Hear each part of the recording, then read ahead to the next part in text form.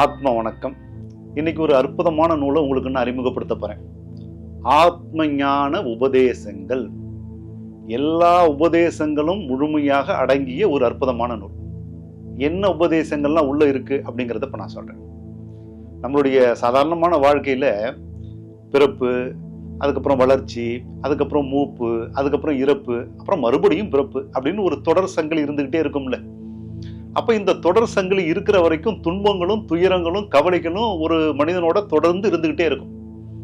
இதை உடைக்கணும், இதை இல்லாததாக்கணும் அப்படின்னு தான் முன்னோர்கள் சொல்றாங்க. அதுக்குதான் அவங்க என்ன சொல்றாங்க, இதுல இருந்தெல்லாம் நீங்க விடுதலை பெறணும் அப்படின்னு சொன்னாக்கா முக்தி அடையணும், வீடு வேறு அடையணும், மோட்சம் அடையணும், மரணம் இல்லாத பெருவாழ்வு அடையணும் அப்படின்னு சொல்றாங்க.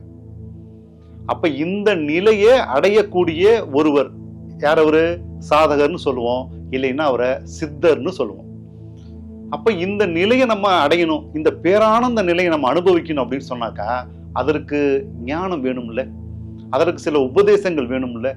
அந்த உபதேசங்களை சொல்லக்கூடிய ஒரு நூல் தான் இந்த நூல். அப்ப விடுதலை பெறுவதற்கு, முக்தி பெறுவதற்கு தேவையான ஆத்ம ஞானத்தை முழுமையாக உங்களோட பகிர்ந்து கொள்ளக்கூடிய ஒரு அற்புதமான உபதேசங்கள் அடங்கிய நூல். இந்த உபதேசங்கள் எப்படி தெரியுமா இருக்கும்? இறை சக்தியோட, ஒரு தீட்சையோட, சக்தி பரிமாற்றத்தோட இருக்கும். அதுதான் இந்த நூலோட சிறப்பு. இந்த நூலை படிக்கும் போது ஒரு குரு நேரடியாக உபதேசம் பண்ணா எப்படி இருக்கும்? அப்படி இருக்கும்.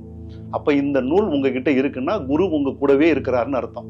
அப்படி குரு உங்களோடவே இருந்து உங்களுக்கு உபதேசம் செய்து நீங்க முக்தி பேர் அடையணுங்கிறது இந்த குரு மகரிஷியினுடைய அன்பான ஆசை, அன்பான விருப்பம். அது உங்களுக்கு நிச்சயமாக நிறைவேறணும். இது குரு மகரிஷியினுடைய ஆசீர்வாதம்.